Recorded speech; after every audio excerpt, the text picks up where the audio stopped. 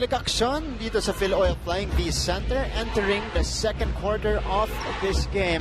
Martin Javier with Coach Hammer, Martin Antonio covering the second game today with Chase Orozco at courtside. And Coach Hammer, how would you assess the fast start coming from the Heavy Bombers? It seems like it came out of nowhere. At EAC naman, nagkataon din malamig no ating first quarter. Well, we need to give credit where credit is due. Yes. Sultan of Stats, Pong Ducanes, giving us a very good stat to support that claim. Magandang dinipensa na JRU. Nung first quarter natin, makikita natin, field goal shooting ng EAC, 17.65%. And sila, yung 6 points nila, yun yung pinakamababang natala na score this season in a quarter. Previous was JRU against LPU last July 20. Nagtala sila sa second quarter ng 7 points. So, making good for their miscue. Last time, nakakuha sila dito ng magandang quarter. And we will see if they can compound it to this game. Second frame, 20-6. Yan po ang ating talaan dito. CJ Cadwa pumasok para sa EAC. Bordo naman para sa JRU. Ang magiging point guard nila. Here is Natividad. And Coach Ariel Season. Pinasok na rin si Rustan Bugarin to bolster that front line for EAC. Cadwa with a pull-up. Way off for CJ Cadwa. Here is Carl Bordon. Bordon tumatakbo. Jet Mendoza, what a find there. And Mendoza with a finish. As we go again to Chase Orozco for her report. Chase?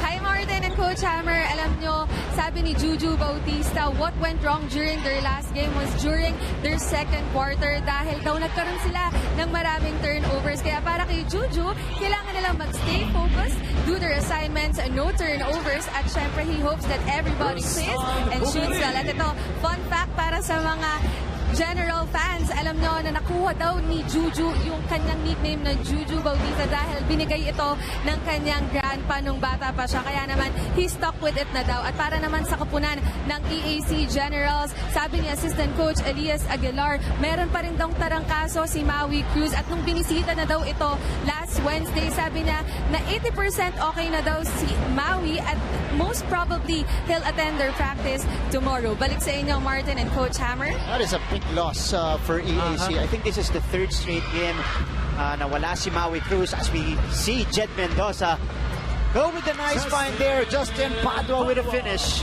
A lot of extra passes ang ibinibigay ngayon ng JRU Heavy Bombers. Yung una nilang basket sa quarter na to, coming off an extra pass. Itong fast break din, coming off an extra pass. At yung depensa nila, yung naging catalyst ng bawat atake na yun. Tama ka dyan, Coach Hammer. Right now, the Heavy Bombers have 8 assists on 11 made field goals. And a foul will be called on the other side. Napasok lang. Nagkakascore lang na si Justin Padua. Jerome Garcia and Juju Bautista back on the floor for EAC as Rustan Bugarin will try to score from the free throw line para sa mga General. Rustan Bugarin, na pinakita nito last year sa ating NCAA season 93. Solid dan sa ilalim para kay Coach Ariel Season. Obviously this year his playing time has been limited as we progress through the season. Well, extend din siya last year due to the injury of Hamad. Doon talaga napakita yung tunay niyang laro. And Leo Esguera papasok dito, papalitan si June Mark Silvares. Esguera playing well in the first quarter, 4 points for the Heavy Bombers. Mendoza, Santos using that Padua screen, pinagay sa labas. Mendoza, the pull-up jumper in the face of Bugarin, no good. And Jerome Garcia grabs the board. EAC on the move. Garcia, floater in the lane, it drops. Garcia. And you need to take the good with the bad kay Jerome Garcia. He's a volume scorer. And pag nagsimula makatama, sunod-sunod. So you need to ride the tide with him. That's right. And so far, that's the second basket for Jerome Garcia. Nailing 2 out of 4 for EAC. Pasa 12 ang lamang. Heavy Bombers. Here's the move by Jerome Garcia. Floater in transition. puntos for EAC. And almost 50 to 60% of the points ng EAC Generals, it came from a one-on-one move. Yes. Diba? That's one thing that you want to really emphasize. Everybody touching the ball, everybody getting into the spots para mas maging efficient yung opensa ninyo. Ay mga dyan, Coach Hammer, hanggang ngayon wala pa silang assist. Ano yung one-on-one eh? Oo. CJ Cadwa. Binigay kay Jerome Garcia. Another isolation here for Garcia. He fakes, he fires. That's a tough shot thrown up by Jerome. Bordon may tangan ng bola ngayon. Under 6 remaining here in the first half. The Heavy Bombers still out by 14. Cadwa. Balik sa labas. Bordon against the smaller CJ Cadwa. Jed Mendoza with 4 seconds to shoot. Mendoza needs to put one up. Mendoza, no good. Bautista with the rebound. Juju on the run. Jerome fires from the right wing. That's short. Here come the Heavy Bombers. A hard screen given up by Leo Esguerra. Siya ang matatawagan dito ng illegal pick. An offensive foul called on JRU. And that was a moving screen for Leo Esguerra. Nagusog din si Cadwa. Timeout here by EAC. They are down big, 14 points to be exact. Magbabalik po kami. Back to our coverage here. And it's still a 14-point lead for the Heavy Bombers. And Carl Bordon and Jun Silvares. These are their numbers against the University of Perpetual Help. Solid numbers provided by these two guys for JRU. 9 blocks. Wow. And Jun Silvares protecting the paint for the Heavy Bombers. That's quite a number. That's 9 rebounds. That's 9 rebounds. 9 rebounds. 9 and 9 for Silvares. And turnovers is almost equal to their points. Muntik pang tumabla doon, but they just need somebody that would set the table for their players. At doon mo makikita yung value ng Maui Cruz, even though he is a freshman. And I will take 80% of Maui Cruz to set up this offense. Pero syempre, the coaches want to be very, very keen of nursing him to health. That's right. Kaya malaking kawalan si Maui Cruz because one of their best scorers dito sa EAC Generals that can create, of course, his own shot and set the table very well for EAC. Hamado Lamino at the free throw line, drops in the first. That's his first trip to the line today, and he's only taken 1 shot. Coach Hammer talking about Hamado Lamino. Ganyan kadikit ang depensa ng Heavy Bombers sa kanya. Kasi dun sa high-low niya, Martin, ang ginagawa nila, pinufront, tapos may tao na agad sa likod. Etong mga players ng EAC, they're not adept rather to giving that lob pass papasok sa loob, at very active din ng defenders ng JRU Heavy Bombers. Agent Miranda against Bautista. Adwa, may tangan ng bola. That's gonna be a push against EAC. Foul on number 4. And that's gonna be on Rustan Bugarin. EAC Generals, that is their first team foul here in the second frame. 4.5 minutes remaining. Miranda putting on the moves against Bautista. Bordon, pumunta sila sa kanto. Wala yung tira doon. CJ Cadwa with the rebound. Here comes EAC. Garcia finding Lamino inside. Balik sa labas, Cadwa. They go back to Lamino, but again, it's deflected by the defenders of JRU. You have to enjoy Silvares defending Hamado Lamino. But there's a charge here, kaya I think it's on AJ Miranda dahil nakita po mush off natin referee. Pero magandang balikan yan yung pag-seal ni Lamino.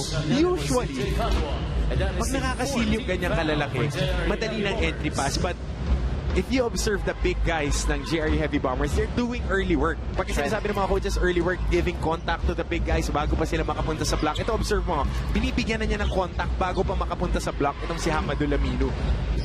look at the active feet as well nito ni Silvares. He grabs the rebound there. Off the miss. Bordon. Inidepensahan ni Sean Neri. Santos. Looks for the clear. Santos from the baseline. No good. But the rebound by Padua. And he fishes the foul on Rustan Bugarin. The big men of JRU doing work here in the first half. Huli yung bola eh, pag-angat. Kasi nung pag-drop, naman braso-braso. That's a clear foul. Contact on Rustan Bugarin. This is Justin Padua at the free throw line. The big man of Coach Ferhel Meneses. You see his averages here. 5.5 points, 4.3 boards. As he misses the first from the free throw line. 3:26 remaining. And once again, the confidence of the Heavy Bombers is sky high. Just came off a good game against probably one of the contenders this season, the University of Perpetual Help. Oh, definitely. Definitely one of the contenders. That's right. This season. 5-2 right now for Coach Frankie Lim. They really just has that moxie in the end game eh, na kaya nilang tumapos ng laro. Nakita natin yan kahapon. Ilang laro na rin na they're just playing cat and mouse during the game. Pagdating sa dulo, doon didiin. Oh, lagi silang may pagtapos. Then sa mga close game nila, Heavy Bombers missing on that one. Sean Neri. Oh, Jeric Jego. Pumasok na for EAC. Here comes Jerome Garcia, losing it momentarily. Bautista against John Santos now. 7 seconds to shoot for EAC. Bautista. No good on the lay-in, but Amado Lamino really fighting for that rebound. And he is going to be fouled by the smaller John Santos. Well, if you look at Hamadu Lamino, he gained a little weight, but if you don't want to be manhandled like that, you need to impose your will underneath the boards. I'm out here, 12-point lead for the Heavy Bombers. Babalik ang NCAA Season 94.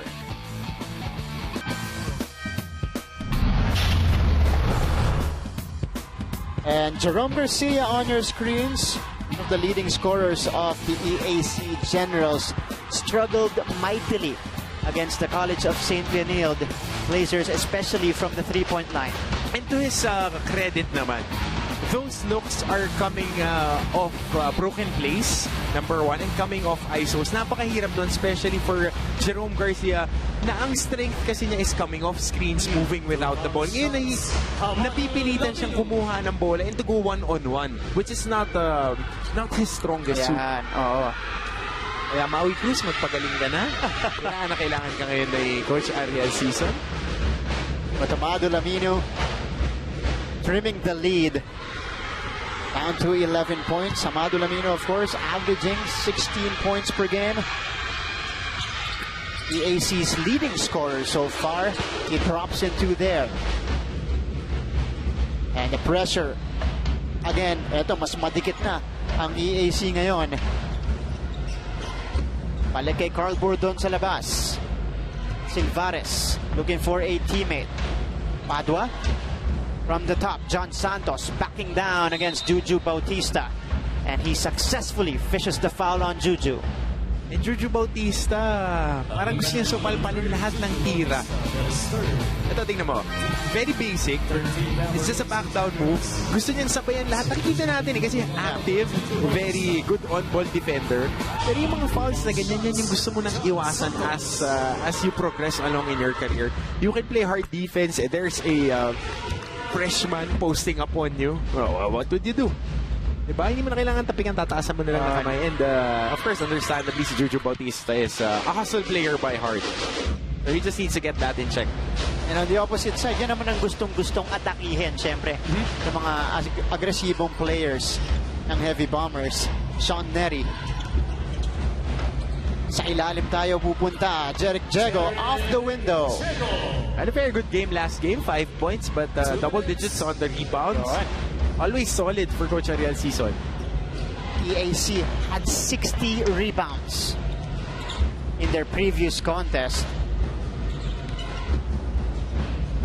They're looking for Santos at the post. Bordon, nagdalawang isip. Carl Bordon, the cross-court pass. Field goals natin, 36% by the Heavy Bombers, 21% for EAC.